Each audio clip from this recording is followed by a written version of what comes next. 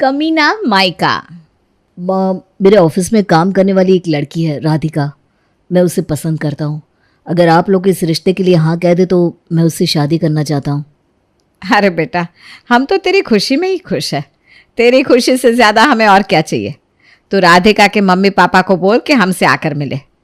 कनिष्क जाकर राधिका को माँ की रजामंदी के बारे में बताता है और उसी रविवार को राधिका अपने पेरेंट्स को कनिष्क के घर रिश्ते की बात करने के लिए भेज देती है। कनिष्क के पेरेंट्स से मिलने के बाद राधिका के मम्मी पापा अपने घर पहुंचते हैं। अरे बेटा, क्या देखकर पसंद किया तुमने उस लड़के को? हमें तो कुछ समझ में नहीं आया। अरे कैसे एडजस्ट करेगी तू उस घर में जाकर? और सबसे बड़ी बात, उसके पेरेंट्स भी उसके साथ ही रहते हैं। सोच ले तू, सारी जिंदगी सास ससुर की सेवा करते करते बीत जाएगी तेरी। और मुझे ना कनिष्क वैसा लड़का लगता भी नहीं जो अपने माता पिता से अलग होकर तेरे साथ कभी अपनी अलग दुनिया बसा पाएगा। अरे मम्मी, आप क्यों टेंशन लेते हो? शादी से पहले ना सब लड़के अपने पेरेंट्स के साथ रहते हैं। एक बार शादी हो जाने दो, उसके बाद हमारी अपनी अलग दुनिया होगी जिसमें उसके पेरेंट्स के लिए कोई जगह नहीं होगी। और मुझे ना वैसे भी अपनी लाइफ में प्रॉब्लम्स नहीं चाहिए। मैं सुकून से अपनी ज़िंदगी जीना चाहती हूँ। बेटा एक बार सोच ले, कनिष्क चाहे जितना भी अच्छा लड़का हो लेकिन फाइनेंशियली बहुत वीक है। ना तो उसके पेरेंट्स के पास कोई प्रॉपर्टी है, ना ही बिजनेस, ना ही लंबा चौड़ा बैंक बैलेंस। तू सोच समझ के इस लड़के से शादी करना। इस शादी से तुझे कुछ नहीं मिलने वाला। अरे मम्मी, कनिष्क तो है ना, वो तो मुझसे प्यार करता है। और जब खजाने की चाबी मेरे पास है तो खजाना मिलने में कौन सी देर लगने वाली है। सब मैनेज हो जाएगा। और वैसे भी ना आजकल के लड़के बहुत तेज़ और फॉरवर्ड होने लगे। कनिष्क जैसा सीधा साधा लड़का ढूंढ पाना वैसे भी आज की दुनिया में बहुत मुश्किल है। मेरे लिए तो यही ठीक है। आप बस शादी की तैयारी करो, बाकी तो जो होगा देखा जाएगा। जल्दी ही शादी करके राधिका कनिष्क के घर पहुंच जाती है। शादी तो राधिका ने कर ली थी, लेकिन उसके छोटे से 2 कमरे के मकान में गुजारा करना और सास ससुर के साथ रहना राधिका के लिए बहुत मुश्किल हो रहा था। अरे मम्मी, मेरा तो मूड ही ख़राब हो गया है। कनिष्क का घर तो शुरू होने से पहले ही ख़त्म हो जाता है। कोई प्राइवेसी नहीं है इस घर में। कमरे से बाहर निकलो तो सामने ही सास ससुर नजर आ जाते हैं। ऐसा लगता है 24 घंटे सीसीटीवी कैमरा लगाओ मेरे सिर पर। जोर से सांस भी ले लो ना तो वो भी सास को पता चल जाता है। शादी से पहले तुझे यही बात समझा रही थी ना मैं, तब तो तुझे बस कनिष्क कनिष्क नजर आ रहा था। तब माँ की बातें थोड़ी ना समझ में आ रही थी। अब भुगत। माँ, एक तो मैं आपको अपनी प्रॉब्लम बता रही हूँ, ऊपर से आप मुझे ही डांट रही हो। कोई सोल्यूशन तो बता दी नहीं हो। अब सोल्यूशन तो यही हो सकता है ना कि उस मकान को बेचकर कहीं ढंग का मकान ले लो, जहाँ कम से कम सांस लेने भर की जगह हो। डिब्बे जितने घर में कहाँ गुजारा है तुम सबका। बल्कि मैं तो कहती हूँ तू कनिष्क से बात कर। तेरे सास ससुर तो यहाँ रह ही रहे, तुम दोनों कहीं और शिफ्ट हो जाओ। हाँ, ये अच्छा आइडिया दिया है मम्मी आपने। मैं धीरे धीरे कनिष्क के मन में ये बात डालने की कोशिश करती हूँ कि अब शादी के बाद हमें भी थोड़ी प्राइवेसी की ज़रूरत है। इतने छोटे मकान में हमारा गुजारा नहीं है, तो क्यों ना हम लोग कहीं पर फ्लैट लेकर उसमें शिफ्ट हो जाए। और अभी के लिए तो मैं यही बोल दूंगी कि हम कहीं आसपास ही शिफ्ट होंगे और मम्मी पापा जब चाहे तब हमारे यहाँ आ सकते हैं। मेरे ऐसा कहने से कनिष्क भी कंफर्टेबल हो जाएगा और शायद मेरे साथ फ्लैट लेकर बाहर रहने को तैयार भी हो जाएगा। बस मम्मी, और क्या चाहिए, मेरी तो लाइफ सेट हो जाएगी। अरे बेटा देख, किराए के चक्कर में तो तुम पड़ना ही मत। किराएदारों की ज़िंदगी भी कोई ज़िंदगी है। आज सामान लेकर इस घर में, कल को सामान लेकर उस घर में। देख, अच्छी खासी सैलरी है दामाद जी की। उसे बोल कि ईएमआई पर कोई फ्लैट बुक करा ले। बस एक बार कनिष्क ने फ्लैट ले लिया, उसके बाद लाइफ सेट है तेरी। अरे वाह मम्मी, क्या आइडिया दिया है आपने, मज़ा आ गया। राधिका धीरे धीरे घर के छोटे होने की और मकान को शिफ्ट करने की बातें कनिष्क के दिमाग में डालना शुरू कर देती है। देखो, मेरी दीदी है ना, वो कई दिन से हमारे यहाँ आने के लिए कह रही है, लेकिन मैंने तो उन्हें आने से ही मना कर दिया। अरे क्यों भाई, क्यों मना कर दिया तुमने अपनी दीदी को आने से? तुम्हें उनके आने से क्या दिक्कत है? अरे मुझे क्या दिक्कत होने लगी, मेरी दीदी है वो। लेकिन तुम्हें सोचकर बताओ, दीदी, जीजा जी, उनके 2 बच्चे अब इतनी दूर से आएंगे तो कुछ दिन रहेंगे, उनको हम कहाँ ठहराएंगे? हमारे घर में जगह ही कहाँ है? कुल मिलाकर 2 कमरे का मकान है। कोई मेहमान आ जाता है तो मुश्किल हो जाती है। अब देखो राधिका, मेहमानों के लिए घर तो नहीं बदल सकते ना, जो है सो है। वैसे हम इतने साल से इस पे गुजारा कर रहे हैं, मेहमानों को भी करना पड़ेगा। अब तुम क्या चाह रही हो? तुम्हारी दीदी जीजाजी को घर बुलाने के लिए मैं महल खरीद लूँ? अरे वो मतलब नहीं था मेरा। मैंने कब कहा कि तुम महल खरीद लो? लेकिन एक 3 BHK फ्लैट तो खरीद ही सकती हो ना, जिसमें सबको रहने के लिए ठीक से एक कमरा मिल जाए और कोई मेहमान आए तो उनको बैठने के लिए एक हॉल भी हो। अब तुम ही सोचो ना, कुल मिलाकर 2 कमरे हैं घर में। आगे वाले रूम को हॉल भी नहीं कह सकते, इसी में मम्मी जी पापा जी पूरा दिन रहते हैं। कोई मेहमान आ जाता है तो पूरे टाइम मेहमान के सर पर बैठे रहते हैं। अब उनकी भी क्या गलती है? वो लोग इसी रूम में रहते हैं तो जाएंगे भी कहाँ? देखो, जब तक हमारी शादी नहीं हुई थी ना, तब तक तो किसी तरह चल ही रहा होगा, लेकिन अब दिक्कत होती है ना, समझा करो ना। देखो राधिका, मेरे पास इतने पैसे नहीं है कि 3 BHK फ्लैट ले सकूं। तुम जानती भी हो 3 BHK का क्या रेट चल रहा है। अच्छा ठीक है, 3 BHK ना सही 2 BHK तो ले सकती हो ना। ऐसा करते हैं, मम्मी पापा को इसी घर में अच्छा लगता है ना, तो उन्हें छोड़ देते हैं और हम लोग एक छोटा सा 2 BHK लेकर उसमें शिफ्ट हो जाते हैं। हाँ, ऐसा थोड़ी ना है कि हम उनसे अलग हो रहे हैं। अरे हम हर वीकेंड पर आएंगे ना, और मम्मी पापा भी तो आ सकते हैं हमारे साथ। जब उनका मन हो रहने के लिए आ ही सकते हैं। तुमने ऐसा सोच भी कैसे लिया कि मैं अपने पेरेंट्स को छोड़कर तुम्हारे साथ अलग शिफ्ट हो जाऊंगा? देखो राधिका, पापा की तबीयत पहले ही बहुत खराब रहती है। ऐसी कंडीशन में मैं उनको छोड़कर कहीं नहीं जाने वाला हूँ। और ज़रूरत ही क्या है उनसे अलग होकर रहने की? तुम्हें कोई प्रॉब्लम है क्या? अरे नहीं नहीं, कोई प्रॉब्लम नहीं है। मैं तो बस इसलिए कह रही थी क्योंकि तुम्ही ने कहा ना बजट नहीं है 3 BHK लेने का। आज तो राधिका और कनिष्क के बीच की बातचीत आई गई हो गई थी, लेकिन अब तो जैसे ये रोज का मुद्दा हो गया था। हर तीसरे दिन राधिका मकान के छोटे होने की बात को लेकर कनिष्क से बहस करती, जिसके कारण अब दोनों के बीच अनबन सी रहने लगी थी। क्या हुआ? काफ़ी दिन हो गए, तुम्हारा मकान वाला मुद्दा सॉल्व हुआ कि नहीं? मम्मी आप ठीक ही कहती थी, गलत आदमी से शादी कर ली मैंने। अरे वो तो किसी भी तरह से मकान की बात मानने को तैयार ही नहीं है। देख बेटा, लड़ाई झगड़े से प्रॉब्लम कभी सॉल्व नहीं होती। प्यार से इस मुद्दे को हल करने की कोशिश कर। और वैसे भी कहते हैं, एक बार बच्चे हो जाते हैं ना, तो पति पत्नी के रिश्ते की डोर पहले से कई गुना ज़्यादा मजबूत हो जाती है और फिर आदमी अपने आप पत्नी की तरफ खींचा चला आता है।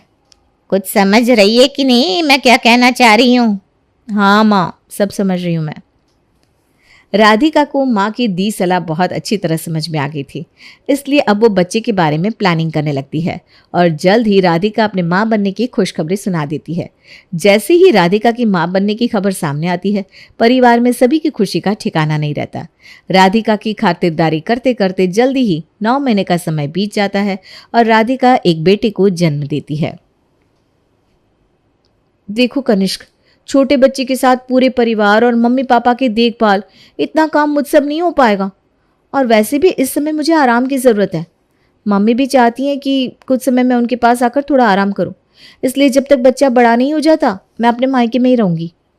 बेटे के जन्म के बाद राधिका अपने बच्चे को लेकर मायके चली जाती है और तकरीबन 2-3 साल का समय अपने मायके में ही गुजारती है। कनिष्क का बेटा अंश अब 3 साल का हो चुका था, इसलिए कनिष्क के कहने पर राधिका मायके से वापस अपने ससुराल में लौट आती है। अपने बेटे के साथ समय बिताकर कनिष्क बहुत खुश था। दादा दादी को भी मानो जीने का एक नया बहाना मिल गया था। परिवार में सभी लोग बहुत खुश थे। सिर्फ एक राधिका ही थी जिसके मन में अभी भी ये बात रह रह कर चुभ रही थी कि उसे अभी तक उसी छोटे से 2 कमरे के मकान में रहना पड़ रहा है। लेकिन राधिका ने इस बार अपना तरीका बदल लिया था। माँ जी, मुझे नहीं पता कनिष्क ने आपको बताया है कि नहीं, लेकिन मैंने कई बार कहा है उनसे, हम इस मकान को छोड़कर कहीं और चलते हैं। मुझे गलत मत समझिए, लेकिन मैं बस इतना कहना चाहती हूँ कि अब हमारा परिवार बड़ा हो गया है। अब हमारे बड़े परिवार के लिए एक छोटे से मकान में गुजारा कर पाना मुश्किल है। हाँ बेटा, बात तो तेरी सही है। अच्छा तू परेशान मत हो, मैं बात करती हूँ उससे, देखते हैं अगर कुछ हल निकल पाए तो। बेटा बहू ठीक ही तो कह रही है, अब परिवार बड़ा हो गया है, इस छोटे से मकान में सबका गुजारा कहाँ होता है। तो ऐसा कर बेटा, कोई बड़ा मकान देख ले। मकान देखने को तो मैं देख लूँ माँ, लेकिन इतना पैसा कहाँ है? मकान यूं ही आ जाता है क्या? अरे अपना ये वाला मकान बेच देंगे, जो पैसा मिलेगा उसमें कुछ पैसा और डालकर ले लेते हैं एक मकान। तुम आधे पैसों का लोन करा लेना, आधा तो इस मकान को बेचने से मिलेगा ही, मिला जुला कर हो जाएगा। माँ के कहने पर कनिष्क एक फ्लैट देखता है। माँ, एक बहुत बड़ी खुशखबरी है। कनिष्क ने एक 2 मंजिला मकान देखा है। जल्दी ही इस मकान को बेचकर हम लोग नए मकान में शिफ्ट हो जाएंगे। अरे बेटा, तेरे सास ससुर भी तुम्हारे साथ ही शिफ्ट हो रहे हैं क्या? और नहीं तो क्या, वो कहाँ जाएंगे? और जब ये वाला मकान बेचकर दूसरा फ्लैट खरीदेंगे तो वो लोग जाएंगे कहाँ? वैसे भी कनिष्क अपने माँ बाप को छोड़कर कहीं जाने वाला नहीं है। चल, तेरे सास ससुर को तो बाद में देख लेंगे, पहले तू ये बता कि मकान किसके नाम पर ले रहे हो? अरे माँ, ये तो सोचा ही नहीं। लोन कनिष्क के नाम पर हो रहा है तो उसी के नाम पर लेंगे शायद। अरे बड़ी बेवकूफ़ है तू। तुझे पहले ही पता है कि तेरा पति माँ के पल्लू से बंधा रहने वाला आदमी है। कल को अगर उसकी माँ ने कह दिया कि तुझे घर से बाहर निकाल दो तो कहाँ जाएगी तू अपने बच्चों को लेकर? समझदारी दिखा और ये नया वाला मकान ना मीठी बनकर अपने नाम पर करवा ले। और वैसे भी सरकार औरतों के नाम पर रजिस्ट्री में छूट देती है। पैसे बचाने के लिए कनिष्क तैयार भी हो जाएगा। एक बार तू मालकिन बन जा, फिर देख कैसे कनिष्क की माँ तेरे आगे पीछे दुम हिलाती है। मैं तो कहती हूँ ज़रूरत ही क्या है इतनी भीड़ भाड़ में रहने की। निकाल बाहर कर सास ससुर को और अपनी 2 मंजिला मकान में मज़े करना। माँ की बात मानकर राधिका नया मकान अपने नाम करवा लेती है। कुछ रुपए बचाने के लिए कनिष्क ने अपने माता पिता और अपने जीवन भर की पूंजी राधिका के हाथ में सौंप दी थी। जब से राधिका मकान की मालकिन बनी थी, धीरे धीरे उसके तेवर बदलने लगे थे। अरे माँ जी, क्या है ये? पूरा घर इतना गंदा पड़ा हुआ है, आपको दिखाई नहीं देता क्या? पूरा दिन खाली तो बैठी रहती हैं आप। थोड़ा हाथ पैर हिलाकर घर के कामों में मदद कराया कीजिए। और देखिए, ये मेरा घर है, मैं नहीं चाहती कि ये भी आपके उस पुराने घर की तरफ बिखरा हुआ नजर आए। अरे बेटा, नाराज क्यों हो रही है? तो चिंता मत कर, मैं भी कर दूंगी। शाम के समय। क्या बात है माँ, आजकल आप बहुत उदास नजर आती हो, कुछ बात हुई है क्या? अरे कुछ बात नहीं हुई है बेटा, बस वैसे ही। अरे ये क्या बताएंगी, मैं बताती हूँ ना। जरा सी घर के कामों में हेल्प क्या मांग ली मैंने, इन्होंने आज अंश को चांटा मार दिया। पहले भी कई बार देख चुकी हूँ, माँ जी अंश पर चीखती चिल्लाती रहती है। आप ही बताओ, आखिर कब तक बर्दाश्त करूंगी मैं ये सब? माँ, राधिका क्या बोल रही है? आपने अंश पर हाथ उठाया?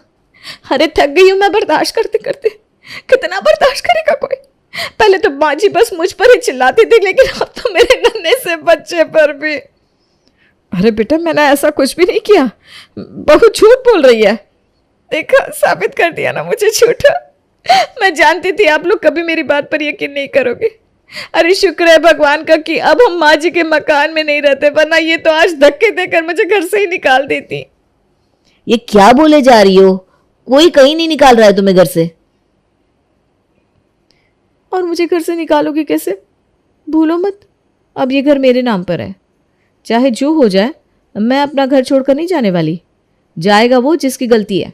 राधिका ने बात का बतंगड़ बना दिया था। किसी तरह कनिष्क राधिका को शांत कराता है। मम्मी, आज तो मैंने माँ जी की इमेज पर बट्टा लगा दिया। कनिष्क की नज़र में बड़ी देवी बनती थी ना, अब आप देखो कैसे थोड़े ही दिन में बाहर करती हूँ मैं इनको। देख बेटा, सास से छुटकारा पाने के लिए ना थोड़ा ड्रामा तो तुझे करना ही पड़ेगा। कनिष्क के ऑफिस जाने के बाद, बड़ी बेशर्म है आप, इतनी बातें सुनाई मैंने आपको, उसके बाद भी टस से मस नहीं हुई। देखो, अपने बेटे की जिंदगी सुधारना चाहती हो ना, तो चुपचाप मेरे घर से निकल जाओ, वरना जहन्नुम बना दूंगी उसकी लाइफ। अरे बेटा, क्यों कर रही है तू ये सब?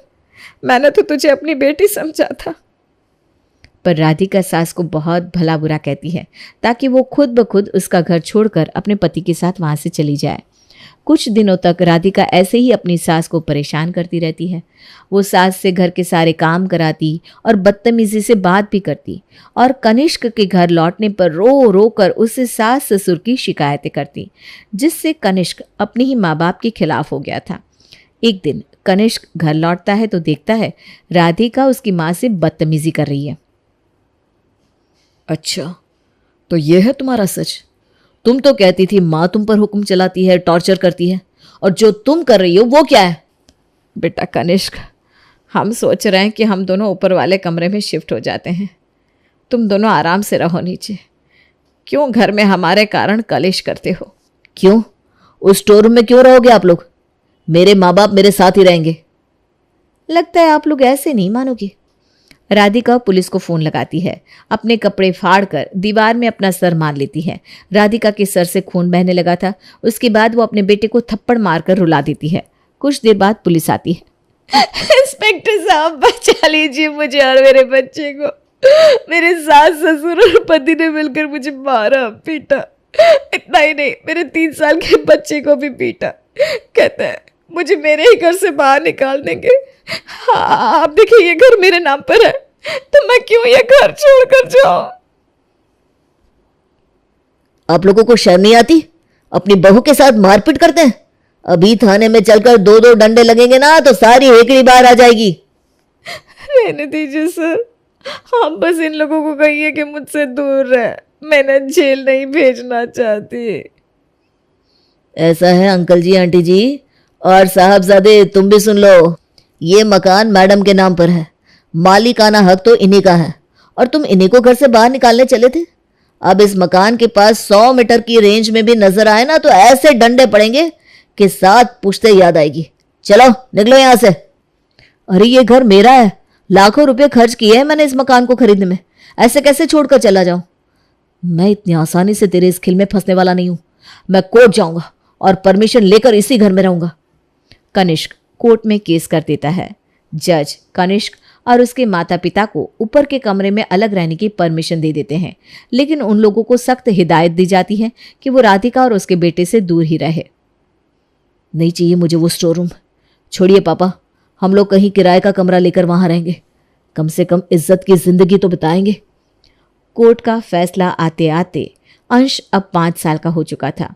वो अच्छी तरह जानता था कि इस सारे झगड़े में गलती उसकी माँ की है, लेकिन कम उम्र होने के कारण उसे उसकी माँ के साथ ही रहना पड़ता है। राधिका को अलग होना है तो हो जाए, लेकिन मैं अपने बेटे की कस्टडी के लिए जरूर लड़ूंगा। कनिष्क अंश की कस्टडी के लिए केस कर देता है। अंश को जज के सामने बुलाया जाता है। मुझे अपने मम्मा ने पापा चाहिए।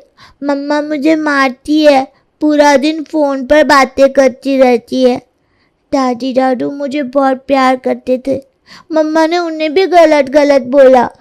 प्लीज़ मुझे अपने पापा के साथ रहने दो। लंबी सुनवाई के बाद अंश को उसके पिता को सौंप दिया गया। मम्मी, अंश को कनिष्क ले गया, अब मैं क्या करूं? इतना बड़ा घर खाने को दौड़ता है मुझे। आप आ जाओ ना कुछ दिन। अरे बेटा, तू तो अकेली है, लेकिन हमारी तो घर गृहस्थी है ना, सब देखना पड़ता है। ऐसे कैसे आकर तेरे पास बैठ जाऊं? अच्छा तो मैं आ जाऊं कुछ दिन? अरे बेटा देख, तेरे भाई के लिए ना लड़की देख रहे हैं। अब तू आकर इधर रहेगी तो उसके रिश्ते में प्रॉब्लम होगी। कितना परेशान थी तू सबसे, सब चले गए ना, अब रह ना आराम से। माँ, मेरे कारण भाई का रिश्ता बिगड़ जाएगा क्या?